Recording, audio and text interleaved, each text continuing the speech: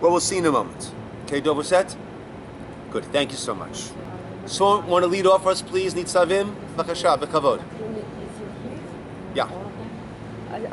אני אתם ניצבים היום כולכם לפני השם אלוהיכם, ראשיכם, שבטיכם, זקניכם ושוטריכם, כל איש ישראל, טפכם, נשיכם וגרך, אשר בקרב מחניך, מחוטב עציך, עד שואב מימיך, לעברך בברית אדוני אלוהיך, ובעלתו אשר אדוני אלוהיך קוראת עמך היום. One more. למען אקים אותך היום לא לעם, והוא יהיה לך לאלוהים, כאשר דיבר לך, וכאשר נשבע לאבותיך, לאברהם, ליצחק וליעקב. Actually, one more. ולא איתכם? ולא איתכם לבדכם אנוכי כורת את הברית הזאת ואת העלה הזאת, כי עת אשר ישנו פה עמנו עומד היום לפני אדוני אלוהינו, ועת אשר איננו פה עמנו היום. Beautiful. Okay, באנגלית. In English, somebody? You are standing today, all of you, before Hashem, your God, the heads of your tribes, your elders, and your officers, all the men of Israel, your small children, your women, and your proselytes, who is in the midst of your camp, from the hewer of your wood to the drawer of your water, for you to pass into the covenant of Hashem, your God, and into his imprecation. Oh my God, I don't use that word. That Hashem, your God, seals with you today, in order to establish you today as a people to him, that he be your God, be a God to you, as he spoke to you and as he swore to your forefathers, to Abraham, Isaac, and Yaakov. Not with you alone do I seal this covenant and this imprecation, and with whoever is here standing with us today, for Hashem, our God, and with whoever is not here with us today. So for all generations. Generations. Good. So this covenant is being made. This brit is being made. And the question, the overriding question is, we had our brit already at Har Sinai. On Mount Sinai, we had our brit. What is being done differently, or what is being added to the mix over here? And an indication is in one word. Pasuk Yud Aleph, verse 11, La'avrecha, for you to pass. Okay? But it was atem, you all, is how he began. Nitzavim, hayom, kulchem. Everything is in the plural. Rashechem, your leaders. Shiftechem, your tribes, your elders, your officers. All the men of Israel, your children, your wives, the converts. Right? La'avrecha switches to the singular. And the Mefarshim here explain that what is changing is, this is called a Brit of Arvut. Arvut, a Brit is a covenant. Arvut is like a guarantor, right? When a person is signing on a loan, so they'll ask for Arevim, right? They'll ask for guarantors who will sign that loan. And that way, if you don't pay up, then the lenders can go to the guarantors and they can collect the loan from there. In other words, this is, as the famous expression, Kol Yisroel Arevim Zelazeh. All of Israel are Arevim, right? Are, let's call it, guarantors. Now, the way that this is often understood, if I am an Arev, so what am I doing? Basically, I'm accepting upon myself added responsibilities. I only have responsibility for that which I do. If I sign as an Arev, as a guarantor, I'm accepting upon myself added responsibilities. In which case, this sounds like and seems to be somewhat of a negative, right? It's not enough that I'm responsible for myself. I'm now also responsible for others. However, this arevut is really a two-way street. And the way that it's meant to be understood, what does arev actually mean? La'arev, la'arbev. To blend, to mix. The idea of arvut, it's not simply that I'm responsible for others. That is the result. That is what results from this concept of arvut. Arvut is not that I'm accepting responsibility. A result of arvut is that I have an extended responsibility, but I also have an extended zechut. I also have an extended merit. Arvut means that we are viewed as one entity. We are all melded together. We are one single unit. So therefore, it's not simply that now I am responsible for you. It's that you and I are together. As I think one of the Parsha give an example here, right? Very, very, very classic example of someone, right, who's on a boat, right? We're all on a boat together, right? So therefore, I paid for my seat. So what do? I take out a saw and I start to dig a hole in my seat. Under my seat, right? Now, if anyone dares to protest, my response is, you worry about your seat, I worry about my seat. I've paid full fare for my seat on this boat, and therefore, right, I start digging my hole. I start cutting the hole. Obviously, I'm going to bring down the whole ship as a result of this. So it does have to do with you.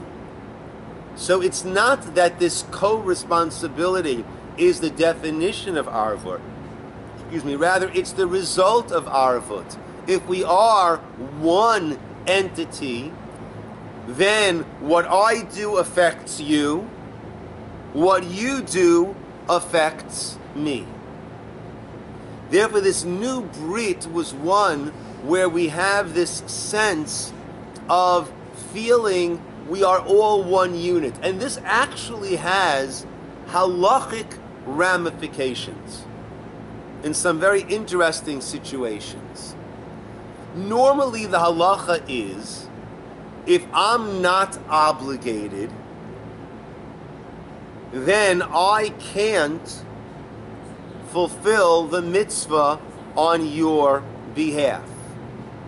If I am obligated, then I can fulfill the mitzvah on your behalf. As I take care of my obligation, I can bring you along with that.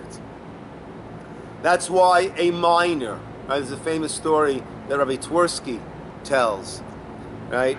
Amongst Svardim and amongst Hasidim, on Rosh Hashana, when they blow the shofar, so they blow the shofar during the silent Amidah. So everyone gets to the point of the Malchiot and they blow shofar. Everyone gets to the point of the Zichronot and they blow shofar. And it happened one time during the Shemona Esrei that the usual Baal Koreh was having problems getting a good sound out.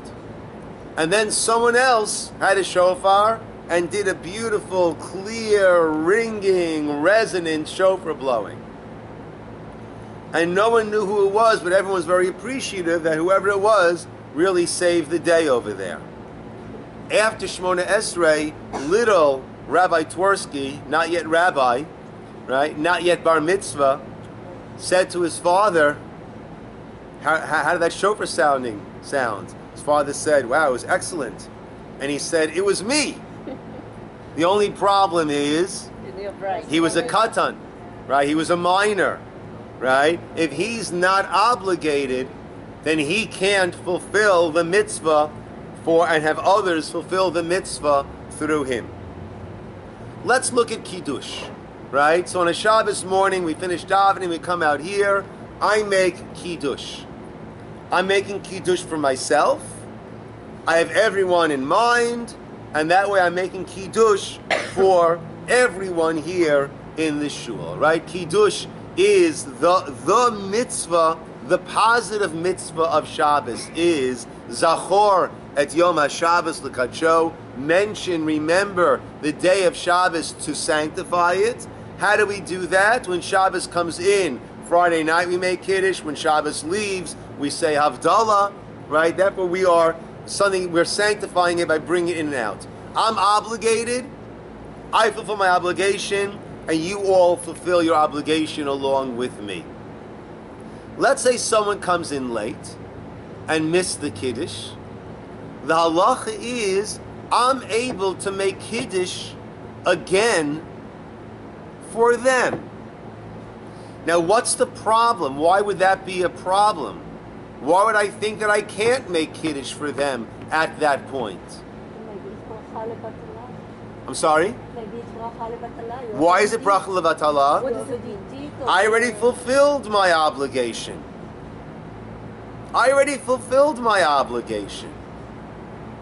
And to make it worse, I fulfill my obligation, I said my Bori Priya Geffen and I drank. I haven't left the tent. If I want to drink more wine, do I make Bori Priya Geffen again?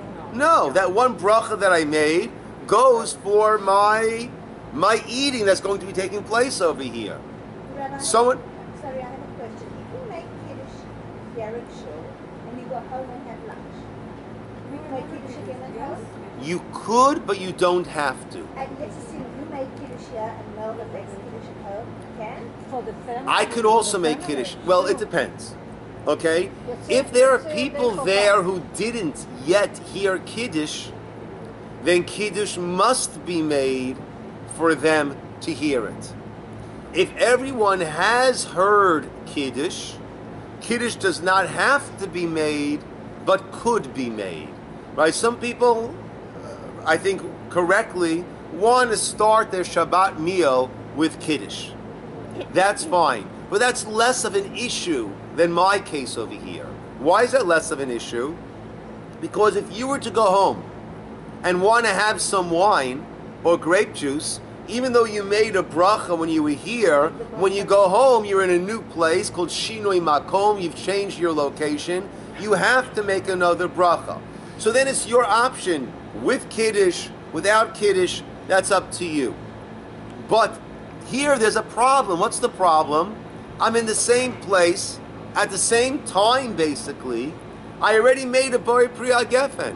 So how can I make Kiddush again for them? And repeating a Bori Priya Geffen, as Dahlia said, isn't it a bracha levatala? Isn't it that I'm making a blessing in vain? But you're not making for yourself, you're making for someone. Good. I'm not making it for myself, I'm making it for them. But I already fulfilled my mitzvah. Right. So I'm like a katan at this point. I'm no longer obligated in Right. Kiddush. But that's- I have fulfilled my mitzvah. So how can I make Kiddush again for them if I've already fulfilled my mitzvah? And I'm through. I'm no longer obligated. I fulfilled my obligation. How can I make Kiddush for them? Why isn't it a bracha levatala? I've already completely fulfilled my obligation. It's a Because great you had uproot. everybody in mind, including them. I'm sorry? You had everybody in mind, including you. I did the first time around. You're No, making you a had it, mitzvah. and you only did the root. But you include everybody that you can, and if somebody comes in late, you're allowed to because it's a mitzvah that it's You're making so a mitzvah for important them. to do. It overrides.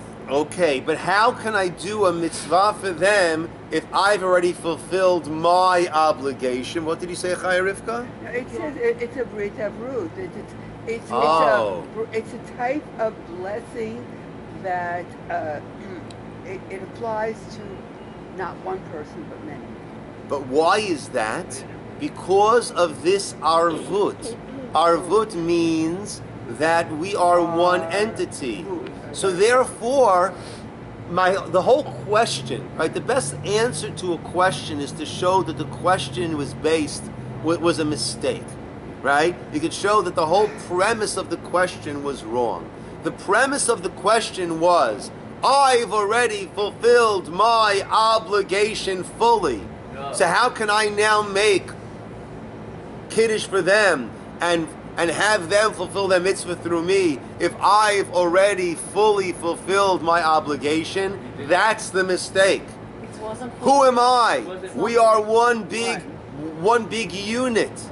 So if a part of me has not fulfilled its obligation, then I have not fully fulfilled my obligation. If I have not fully fulfilled my obligation, then of course I can make Kiddush.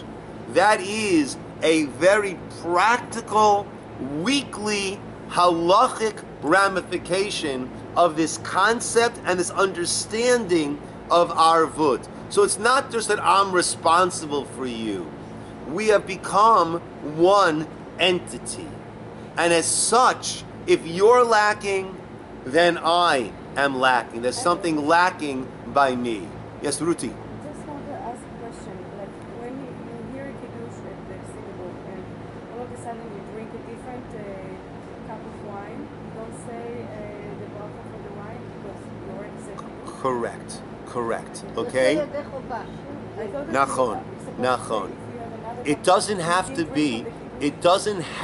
be the Kiddush wine. You had in mind to be Yotze, to fulfill the mitzvah of Kiddush, and part of that mitzvah of Kiddush was the person made the blessing Bari Pri HaGefen. You don't have to drink. You don't have to drink wine or grape juice. You don't also have to, right, not from his cup or from any cup. You don't have to drink.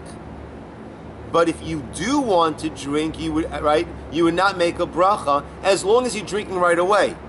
The same way that when I make a bracha, I can't be mafsik, I can't interrupt between the bracha and the drinking. So to over there, right? You can drink based on the bracha of the mekadesh, the person who make kiddush, but you can't interrupt. You can't be mafsik between the bracha and the drinking. But you don't need to drink.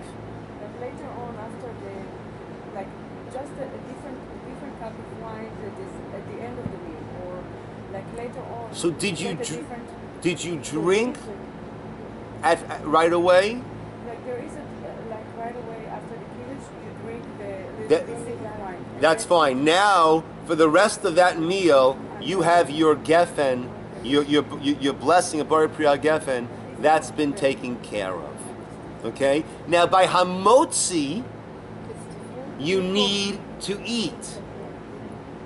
By hamotzi, you need to eat. And this leads to a polite etiquette issue that comes up sometimes, right? Now, very often the person makes hamotzi and puts the bread onto the plate and passes it around. So you want to be a very, very polite, kind person. So you want to pass the plate and you'll take it later. Well, you should take for yourself and then pass. Why is that? Because ein ma'avirin al ha-mitzvot. We don't allow a mitzvah to pass by. You must eat, so take a piece and then pass and let others also partake. But let's say after Kiddush they pour into small cups and pass those around, there you can pass and take at the end if you're so inclined. Why? What's the difference? Because you don't have to drink. You don't have to drink. So it's not an obligation, it's not a mitzvah for you to be drinking. So there, you can pass it along. Yafi. So, if we are one entity, and we are Arivim, so what happens really here is that this generation that is passing into Israel is a new generation. And they were not actually in witnesses for the covenant at Har Sinai. Or they weren't yet 20. Pardon? Or they weren't yet B'nai Esrim. Right. They were younger. So what Moshe is doing now is actually reinstating a covenant of Arvut for the new generation to kind of be witnessing what happened Okay. there. And also going for and those who are not here, it's accepting it for all generations. So Yes. Hayom, he takes what was and pass it into today, into Yeah. the present, for this Nice. to be like a Nice. a future, Nice. future. Nice. Now, actually, we say that Hayom, the Medrash says Hayom is referring to Rosh Hashana. We'll come to that soon. Hayom? Today, right? What does that mean by Rosh Hashana? We'll soon see. So getting back to the halacha, somebody who has not drunk, so if you have drunk the wine for Kiddush, that means you either can when you go home and have Kiddush at home, you could do Kiddush or not. Right. But if you haven't drunk the wine during the No. Kiddush, No. Yeah. No. Okay, so Shabbos afternoon, let's keep it, let's understand. There are two things that happen with Kiddush. Number one, you fulfill your mitzvah of Kiddush. Number two, you can now drink wine because you made you fulfilled, you were Yotzei, you fulfilled your obligation of the blessing before wine with the person who made Kiddush. So there are two different factors here. just by listening, By listening and having in mind to be Yotzei. So there are two factors here. There's the Kiddush, and there is the blessing that before we eat anything, we make a blessing of what we eat. Before drinking wine or grape juice, we make a Bari Priya Gefen. So there are two factors here that you have fulfilled with that. Number one, you have fulfilled Kiddush, and now you're good for the rest of the day. No matter where you go, you eat here, you go home, you're good with Kiddush.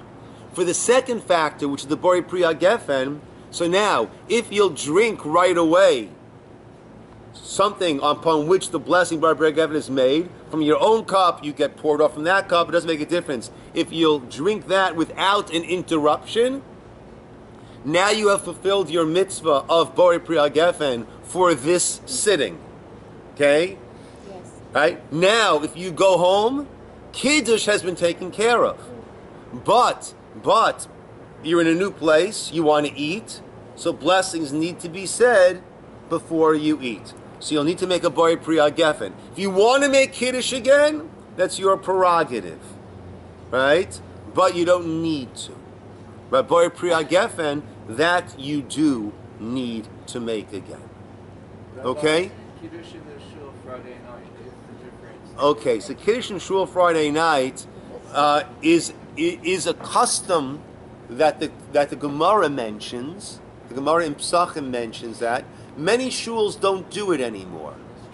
Okay? The reason why it was done, and it's mentioned in the Talmud to do it, the reason is that you had poor people who would be eating in the shul, and they need to hear Kiddush. And the Kiddush has to be in the place where you're having your Su'udah, your meal. So therefore they would make Kiddush in shul for them. The reason why many places don't do it now is because we don't have poor people eating in the shul. No one's eating in the shul, and therefore it's Kiddush, but it's not in the place where you're eating. In which case it's not a proper Kiddush, which gives us the very strange phenomenon that the person who makes Kiddush doesn't drink. What do? We give it to kids to drink. Why doesn't he drink? Because he's not allowed to drink. Why is he not allowed to drink? Because he didn't make Kiddush. But he did make Kiddush. No, it's not a good Kiddush. Why is it not a good Kiddush? Because it's not in the place where he's having his meal. So that's why many shuls don't do it. Here we do it still, and that is a custom. And that way someone who's not going to go home and make Kiddush at least they heard the Kiddush. If they haven't fulfilled the mitzvah of Kiddush, but they have heard that Kiddush. So that's why we do that. Is there a time limit, like how long it will be from you hearing it to when you should eat? Or is it? Interesting though. Yeah. It should be within that. I don't know. It should be within that setting. How we define that, I'm not sure. Yeah. Okay. I'll tell you. Yes, Chava.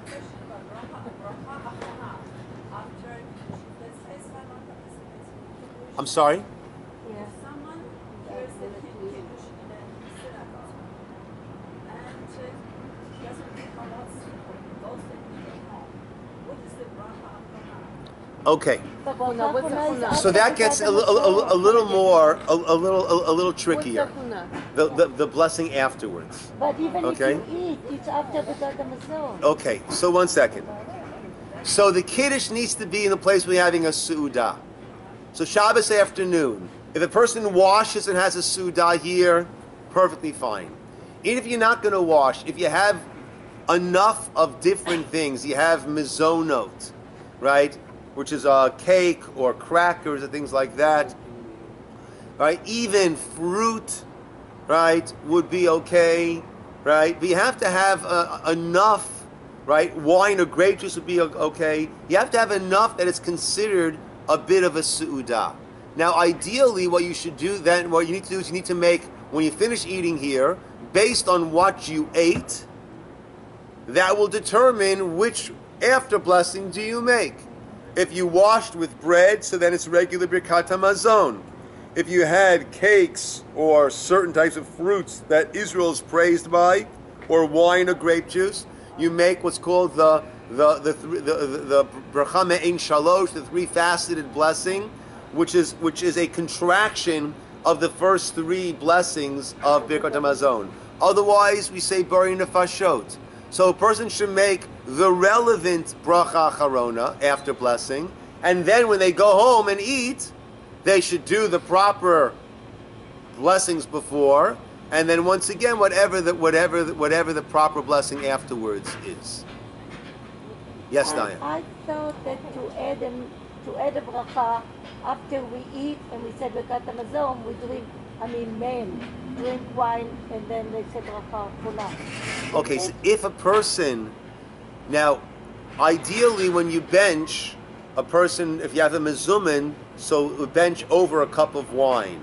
If that's the case, then after Birkat Hamazon, after benching, the person makes a bori priya gefen, drinks wine, and now he needs to make an after blessing on the wine. That's correct. Yeah. I'll tell you I might have shared this before, a real life idea of this all being one body. And this was when I was a teenager, post high school in Israel. So I went to spend a Shabbos with a close friend at the house of Rav Hillel Zaks, Zatzal, of blessed memory. He was the grandson of the Chafetz Chaim, and he was the Rosh Yeshiva of the Chevron Yeshiva Chevron. And my friend and I had been, we were at a certain point in our getting involved, seriously involved in our learning and in our Judaism. And one of the things that we weren't so inclined to or understanding so well was this drive to, whenever you have free time, learn Torah. Right? Learn Torah. Whenever you can, learn Torah. And this is something that he and I had been discussing, my friend and I. We didn't say anything at all to Rav Zaks about it. And then we're walking to shul mincha time, and out of the clear blue, he starts to address that issue.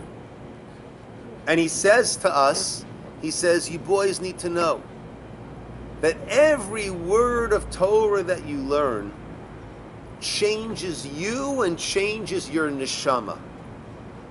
You can't see it because your neshama is all covered over inside. But it changes you and it changes your neshama. And it's not that it changes it like from an orange to a grapefruit. It changes it from a peanut to a watermelon.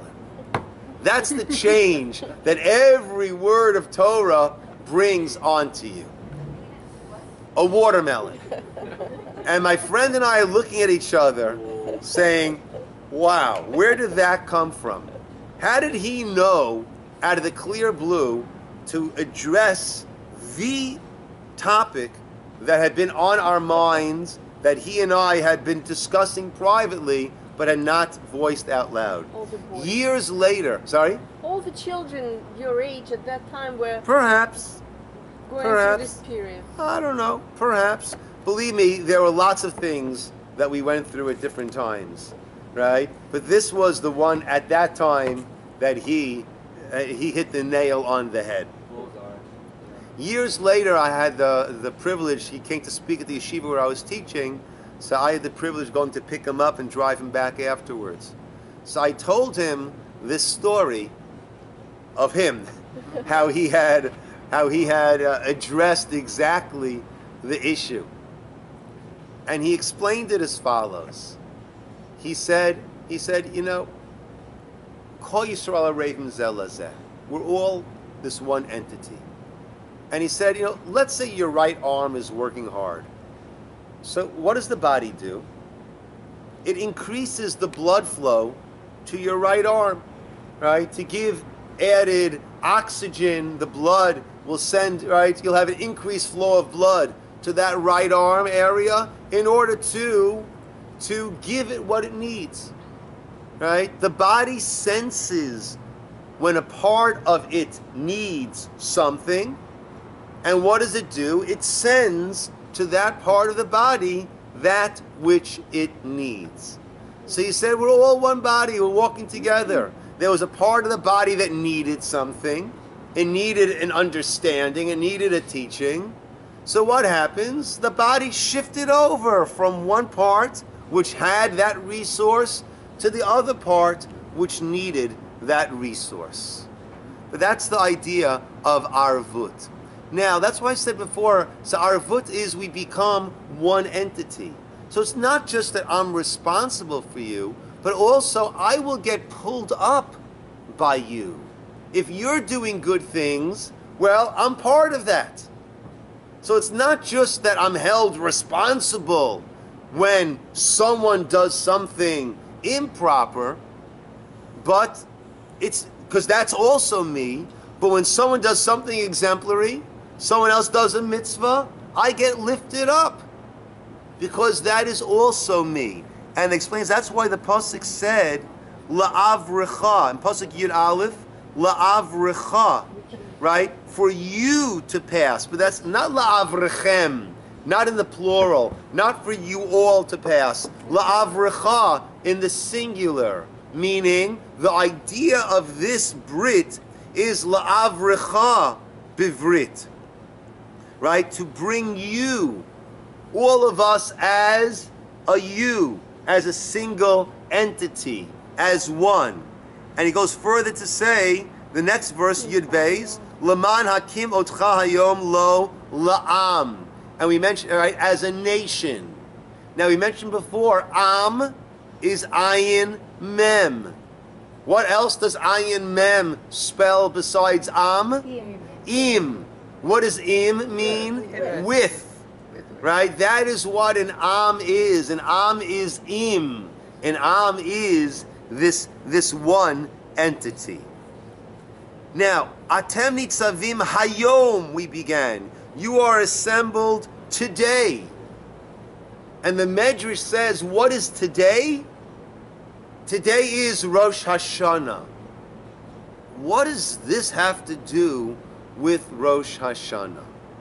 So there's a very, very interesting, two interesting teachings which seem to be contradictory.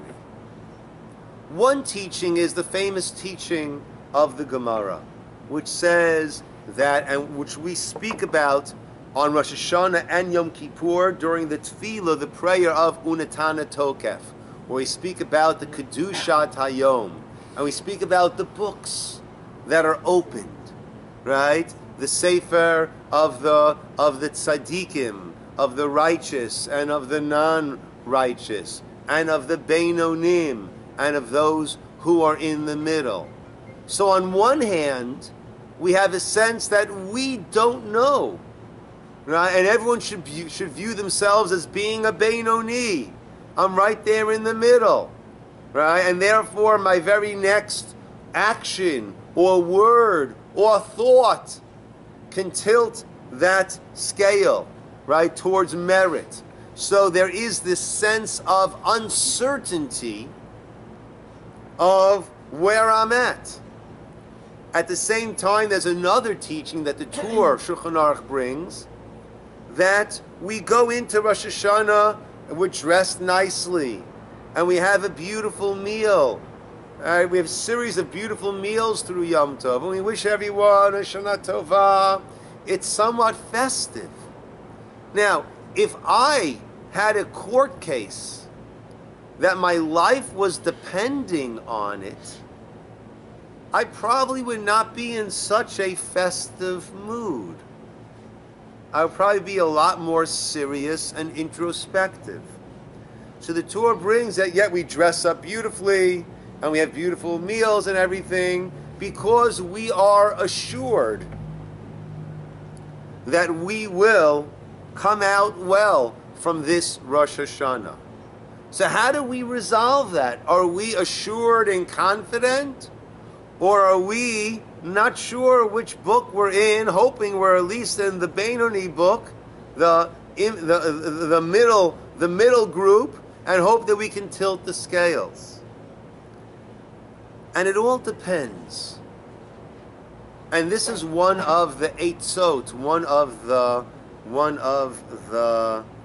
guidances, the advice that's given for Rosh Hashanah. Right? Because there's a similar, almost contradiction.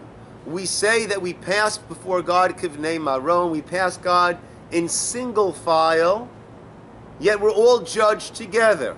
So what does that mean? Am I being judged by myself? We're all being judged together.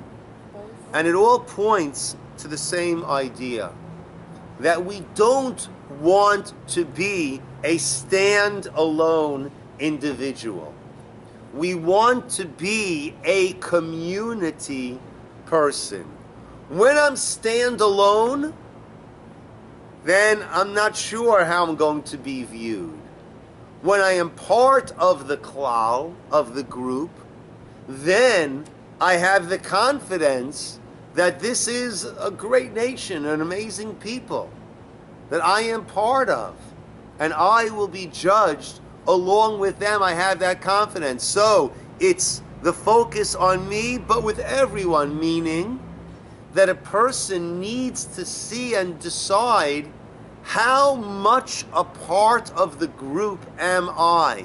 And a person needs to try to make themselves an integral part of the kahal, of the congregation, of the am, of the im, of the nation. And that way, the judgment is not just what does this individual deserve, but the judgment on Rosh Hashanah is, well, what are the ramifications of what will be the judgment of this person? Maybe this person in and of themselves is not deserving that much, but look how many people are relying on that person. Look how many people this person helps. And if anything were to happen to this person, all these other people would be suffering. It would be to their detriment. And they, for whatever reason, don't deserve to be missing that. And therefore, that person becomes part of the klal. And therefore, that person's din on Rosh Hashanah is not a specific din of him or her, but rather that is a widespread din because it affects so many. And that is the way that we have the confidence that our din will be l'tov, will be good. So that means whenever we're learning and improving ourselves, we need to keep in mind that that learning and that improvement is not just for us, it's for the whole community. Yes, yes, so Chaim Rivka said that when we're learning or doing what we're doing, to have in mind it's not just for us, and it's everyone, by saying more than have that in mind, share it with others, right? Actually, right? Integrate, right? Whether it's through the learning and the teaching, whether it's through the chesed, all myriad types of involvement. It's amazing. If you notice, we have beautiful new lighting that's going on in the shul, right? So we have people who stepped forward amazingly and have donated all that beautiful lighting.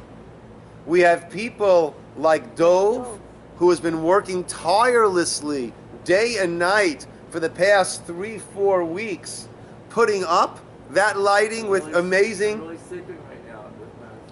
Okay, right. So if he dozes off, we understand why, right? Even with a snore or two, we understand why, right? And then we have other shul members, right? We have John, right? Who most of us probably don't know, because John, right, doesn't come much on Shabbos, but he's here often during the week, right? He doesn't want to drive on Shabbos. He lives far away. And John is putting in hours at night with Dove putting it up. And Ray, who was now in Israel. I'm sorry? A Jewish name with a name John? Yeah, Jonathan. Jonathan. Jonathan, simple. But it's not John. Huh? It's not John. Right? And there's so many, right? And then we have, the security team who have been putting in hundreds of hours in working on improving the security. And then just yesterday, we had this incredible scaffold up in front of the Aron Kodesh to the wall above there. Why? Because one of the people who's been so involved in putting in, again, hundreds of hours for the security had a thought that, the ceilings look low, but actually the ceilings are pretty high. So he's an architect, and he says, what can we do to draw people's eyes to the height of this building, which would give it a feeling of awe when you walk in. So he, and conferred with other people, thought if we'll paint that front wall above the Aron Kodesh, paint it a darker color, so it's the same color as the walls in front, the stained walls, then when you walk in, your eyes catch that, and your eyes travel up. And you see how we've got ourselves a 40-foot ceiling. I don't know how many feet it is, but it's quite a tall ceiling. So it's just everyone saying, what can I do to make the klal, to make the community, to make the shul, whatever it is, what can I do to make it better? That's the idea of going beyond ourselves and becoming part of that which is so much more than ourselves. And that way the din is not on me, but the din is on all those who are being affected, who are being helped, who are being uplifted, whatever it might be. So Atem Nitzavim Hayom. The Medrash says this is a reference to Rosh Hashana. What's the reference to Rosh Hashana? Oh, because this is the Brit of Arvut. Arvut is a guarantor. And again, a guarantor is not simply that I'm responsible for the other person. The responsibility that I have is as a result of the Arvut. Arvut is we become one unit. When we become one unit, then the focus isn't on me, the focus is on all of us. Oh, that's great, because there's so much merit collectively in the group. So therefore, what does Nitzavim mean? Standing. Hayom, the Medrash says, is Rosh Hashana. When are you standing on Rosh Hashana? When can you stand strong, confident on Rosh Hashana? When it's Atem Nitzavim, when it's all of you standing together, La'avrecha, as one to go through this Brit. So the way to be Nitzavim Hayom, the way to be standing confidently Hayom on the day of Rosh Hashanah, is through exactly what our Parsha speaks about. Through this Brit this covenant of arvut, of becoming one unit, one being, with many parts to it. And as that one being, as it was with Rav Hillel Zach's Zichrono Livracha, right? To try to sense what is it that another part might need, and to make that effort. Yesterday between Mincha and Mariv, we had we had just a few moments. So I shared a story that I saw in a sefer, that a person was late to go to a brit, and he encountered Rav Shach. Rav Shach, Zichrono Livracha, was the Rosh Yeshiva of the Panovich Yeshiva, one of the largest yeshivas in Bnei Brak in Israel. And Rav Shach said, I have to share with you this story. And I have to share it with you, and I want you to share it with as many people as you can. Now, even though you're late, it's a short story, it's worth being a little later to hear this story and to share it with others. And the story, he said, was as follows. They were these two girls who grew up best of friends. And then they got older, and they grew apart. They each went on with their lives. One of them had a wonderful, wonderful life with marriage and family and everything great. The other one had a very, very sad and tragic life with no marriage and no children and a lot of difficulties. And they were completely out of touch with one another. And then the woman who had a very beautiful life, she thought of her old friend and decided to reach out to her old friend. And she had an address, and she wrote a nice little card. Now, thinking about you, remembering the wonderful times we shared together, how are you, how have you been, right? And sent her that card. That card arrived on the day that this woman was so despondent that she was considering ending her life. And she saw a letter in her mailbox, which didn't happen very often. And she took out that letter and she opened it up and she read about how her friend was thinking about her, how her friend had cared about her. And that is what tilted that scale of her decision. And Rav Shach said, I just finished having a meeting with these two women who have now rekindled their friendship, and their lives are once again joined together. And he said, you have to share just how important one little act of kindness, how important that can be, and how for the cost in those days of a postage stamp, one can save someone else's life. And to think, how can I make myself more of this klal, more of this nation of Israel? And which friend haven't I reached out to in a while? And can I reach out to? I read the story yesterday. I made a phone call. I made a phone call to someone who whatever. I thought it could be someone who doesn't live in California anymore. Not even someone from the shul. Someone from an earlier chapter of my life, right? And to think, how can I make a difference? How can I, right, with minimal effort on my part, how can I become more of this klal, more of this group? Yes? So, your word refers to every day, all year, all club and dinner, but maybe representatively, that's why we all gather to hear the shofar. Okay, yeah. That's like the yes, certainly on Rosh Hashana, which is the Yom Hadin, right? Certainly on Rosh Hashana, which is the Yom Hadin, that is a day when we want to be able to present our credentials not as private so-and-so, but as general, lieutenant, colonel, so-and-so. Not just, right, me, that I have my little circle and I live my little life, but I'm a person who extends out, right, as far as we possibly can.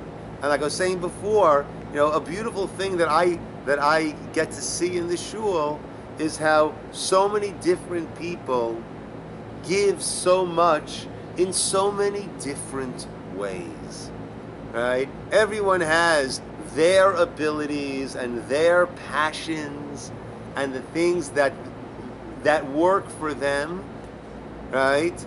And right, I got an email. The women were coming to shine the crowns of the Torah and all that, right? There's just so many beautiful expressions that people give of their time and give of their selves to lift everyone up with that. So Atem Nitzavim, you're all standing. Hayom, the Medrash says. When is that? That is on Rosh Hashana. So going into Rosh Hashana, certainly a focus that we want to have is, how do I make myself part of the klal, part of the larger entity? And how do I make myself an integral part of that larger entity?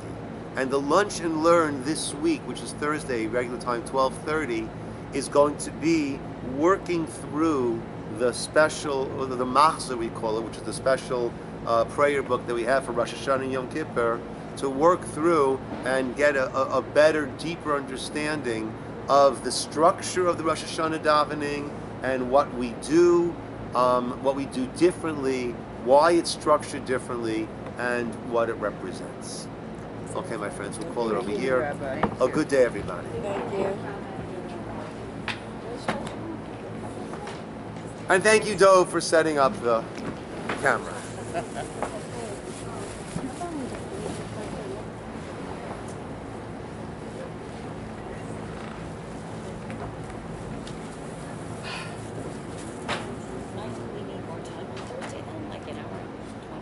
I think we'll be okay. We shall see.